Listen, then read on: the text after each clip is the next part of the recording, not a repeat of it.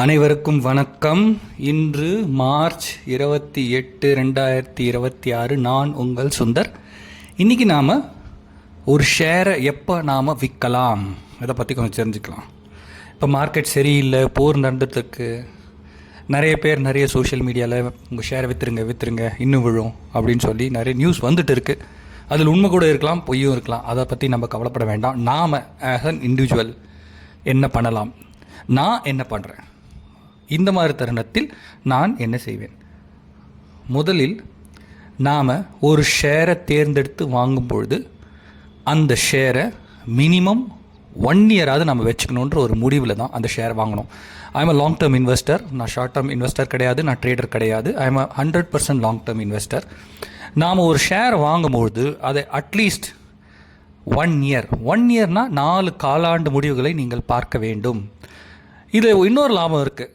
உங்களுக்கு 1 வருஷம் கழித்து நீங்கள் விற்கும் போது உங்கள் லாபம் நல்லா இருந்தாலும் உங்களுடைய கேபிட்டல் கெயின் டேக்ஸ் 12% இருக்கும். ஷார்ட் டேர்மில் உங்களுக்கு அது 20% இருக்கும். ஸோ உங்களுக்கு டேக்ஸில் கூட ஒரு பெனிஃபிட் இருக்குது.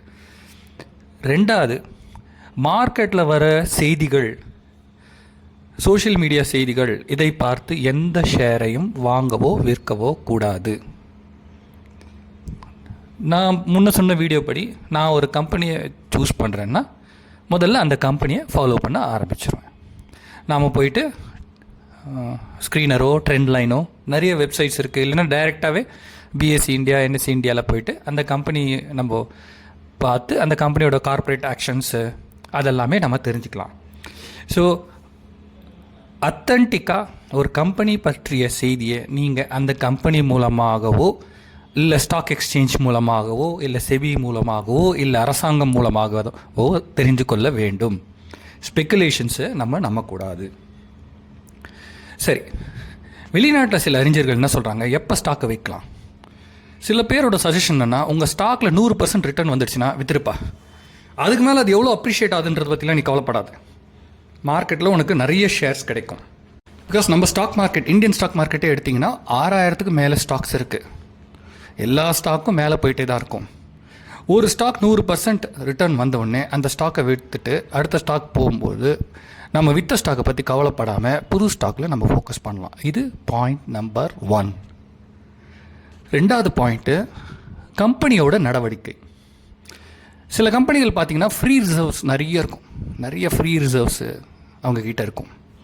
ஆனால் அந்த ஃப்ரீ ரிசர்வ்ஸை எதுக்குமே பிரயோஜனப்படுத்தாமல் அப்படியே வச்சுருப்பாங்க. அதை ஒரு போனஸாக இஷ்யூ பண்ணிங்கன்னா அந்த free reserve it may go into the capital infusion.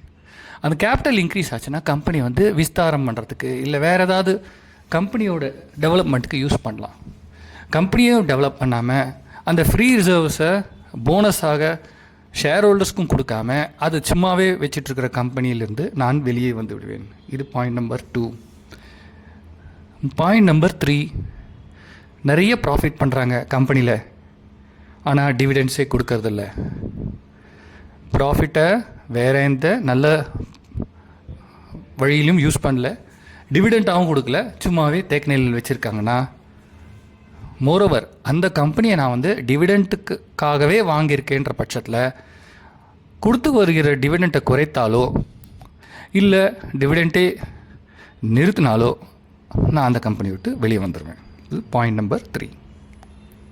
Point number 4, ஒரு கம்பெனியோட கடன் அதிகமாகிட்டே போகுது, பட் அதுக்கேற்ற வருவாய் இல்லை, அதுக்கேற்ற சேல்ஸும் இல்லை, சேல்ஸ் இல்லை அதனால் வருவாய் இல்லை அப்படின்னு இருக்கிற பட்சத்தில் அந்த கம்பெனியிலேருந்து நான் வெளியேறி விடுவேன். Point number 5, companies debt instruments issue பண்ணியிருக்காங்கன்னு வைங்க, டிபென்ச்சர்ஸ், பாண்ட்ஸ் இஷ்யூ பண்ணியிருக்காங்க. அதுக்குண்டான வட்டியை கட்டாமல் தவறினாலோ, இல்லை அந்த பிரின்சிபலை திரும்பி கொடுக்க தவறினாலோ அந்த கம்பெனியிலிருந்து நான் வெளியே வந்து விடுவேன். இது பாயிண்ட் நம்பர் 5. பாயிண்ட் நம்பர் 6, ஒரு துறையில் இயங்கிக் கொண்டிருக்கிற கம்பெனி திடீரென்று தமக்கு சம்பந்தமே இல்லாத ஒரு துறையில் என்டர் ஆகும் பொழுது அந்த கம்பெனியிலிருந்து நான் விலகி வருவேன்.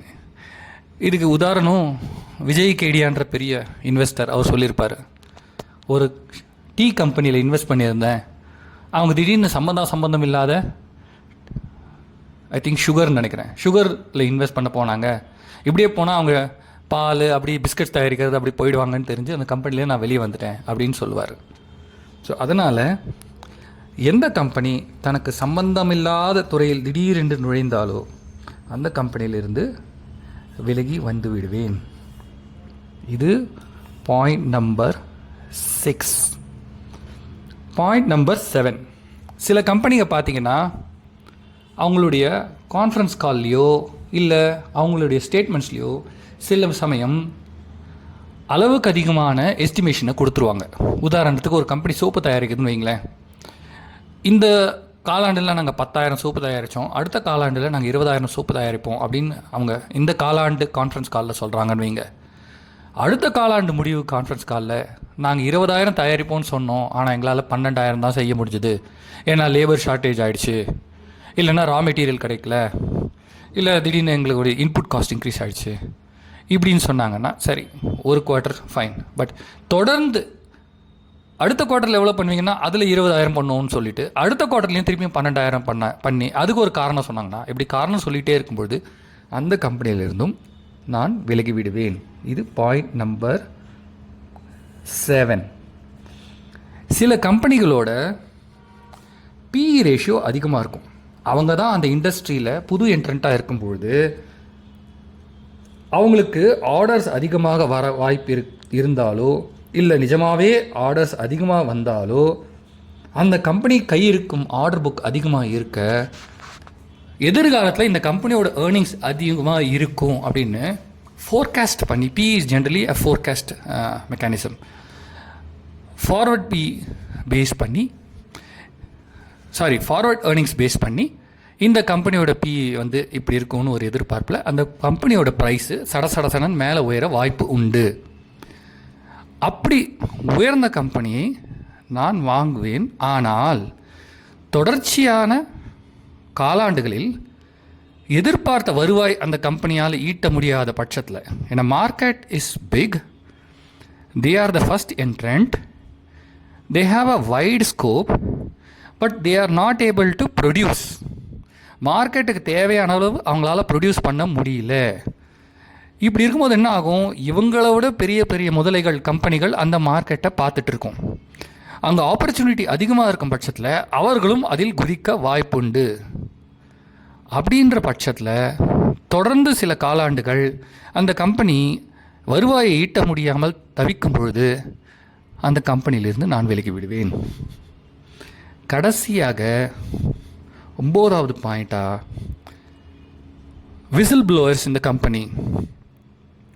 திடீர்னு அந்த கம்பெனியில் இருக்கிற இண்டிபெண்ட் டைரக்டர் ஒரு 100 பேஜுக்கு நான் ரிசைன் பண்ணுறேன் அப்படின்னு லெட்டர் அனுப்பிச்சிட்டு வெளியே வந்தாலோ, இல்லை கம்பெனிக்குள்ளே இருந்து இங்கே சில செயல்பாடுகள் சரியில்லை அப்படின்ற இன்ஃபர்மேஷன் வந்தாலோ, அந்த கம்பெனி கம்ப்ளையன்ஸை ஒழுங்காக செய்யவில்லை என்ற காரணத்தினால் இந்த கம்பெனியிலிருந்து விலகி வந்து விடுவேன். நான் இங்கே ஒரு 9 பாயிண்ட்ஸ் தான் லிஸ்ட் அவுட் பண்ணியிருக்கேன். ஆனால் இந்த மாதிரி இன்னும் நிறைய பாயிண்ட்ஸ் இருக்குது. பாட்டம் லைன் என்னென்னா, ஜஸ்ட் பிகாஸ் சோஷியல் மீடியாவோ டிவிலேயோ இல்லை பேப்பர்லேயோ ஏதோ ஒரு ஆர்டிக்கல், இந்த எந்த விஷயத்துக்கும் சம்பந்தமில்லாத ஏதோ ஒரு ஆர்டிக்கல் கற்பனையாக எழுதியதை பார்த்து நாம் பயப்பட்டு நாம் தேர்ந்தெடுத்த கம்பெனியை விட்டு விலகுவது சரியில்லை. இப்படிப்பட்ட பல காரணங்கள் இருக்கும். இந்த காரணங்களை நீங்கள் உங்களுடைய ஃபினான்ஷியல் அனலிஸ்ட்டுக்கிட்ட கேட்டு அவங்களுடைய அறிவுரையின்படி முடிவு எடுத்து உங்கள் பங்குகளை வாங்கவோ விற்கவோ செய்யலாம் என்று வேண்டிக் கொள்கிறேன். நன்றி, வணக்கம்.